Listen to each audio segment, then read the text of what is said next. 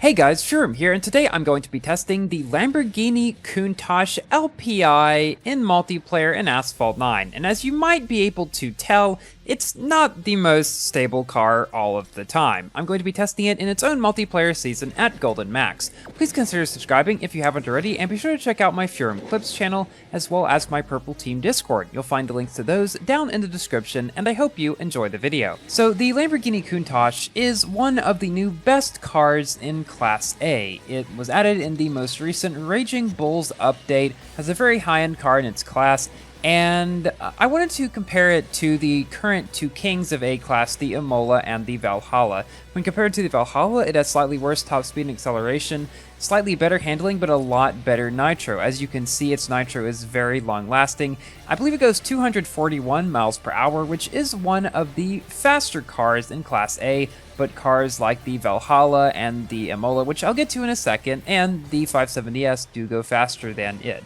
Also, as you can see, its drifting is extremely good, and its acceleration, while not the best in Class A, is certainly above average.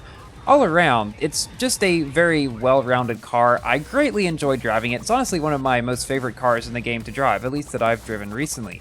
Now I want to also compare it to the Imola, the other current king of Class A. The Imola is faster than the Countach by a few miles per hour. However, the Countach does have the advantage in terms of acceleration, handling, and nitro. Now, I've seen on YouTube a couple of verses with the Countach against the Imola, and it was very close overall. So I would say that it isn't clear that the Countach is like the new king of Class A. However, I do believe it is certainly a co-king along with the Valhalla and the Imola. Probably on more twisty tracks, it will definitely do better due to its just more agile kind of style and maybe not being quite as fast as the Imola or the Valhalla for that matter, although it is only slower by a couple or a few miles per hour. Now, that is all well and good. The problem comes when you talk about how you actually unlock this car.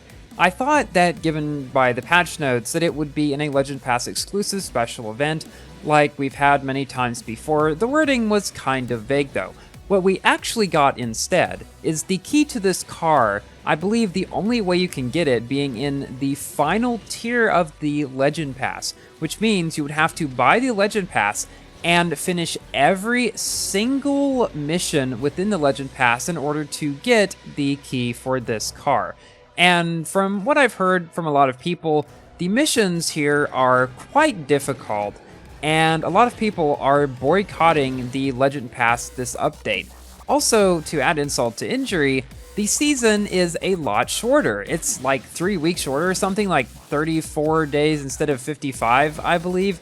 So, and it's the same price as well. So naturally, a lot of people aren't so happy about it, and a lot of people aren't gonna buy the Legend Pass this time, which means we probably will not see very many of this car at all in multiplayer.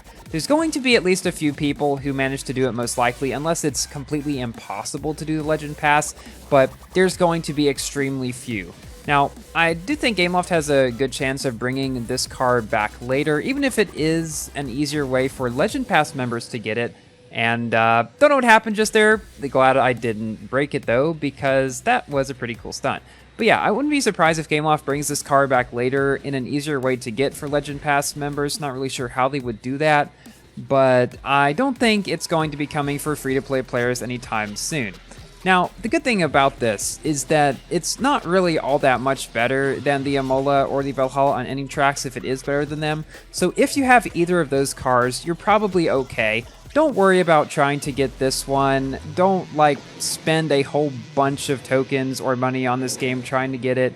Just save up for the Valhalla. That's what I'm going to try to do, and it'll pretty much be about the same. I mean, this car is basically like an ever so slightly upgraded Valhalla in a couple ways, maybe slightly worse than a couple others, but this car is really not worth it for much of anybody to go for, which is very sad for me to say because I thoroughly enjoyed driving it, one of my favorite cars to drive recently in this game. The most recent special event car is the Lamborghini Sesto Elemento, which is going on right now.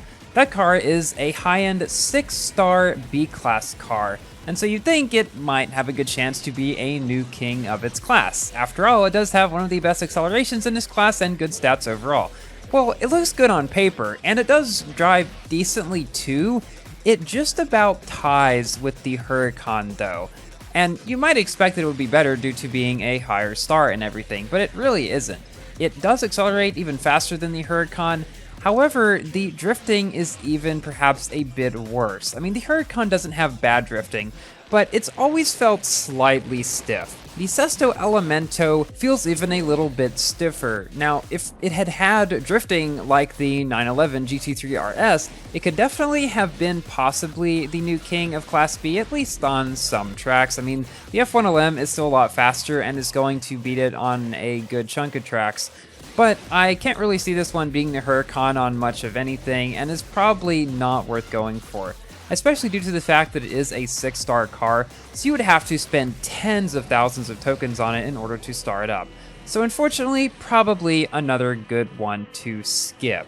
This is one of those updates where I would just recommend going through the events as much as you can, saving up as many tokens as you can, and saving for something maybe a little bit more accessible. There's also a looper pre-running for the Lamborghini Miura concept. I was wondering ever since I saw that why they didn't put just the Lamborghini Miura in the game, since I do think it does look a slightly bit better than the concept, but that's kind of besides the point.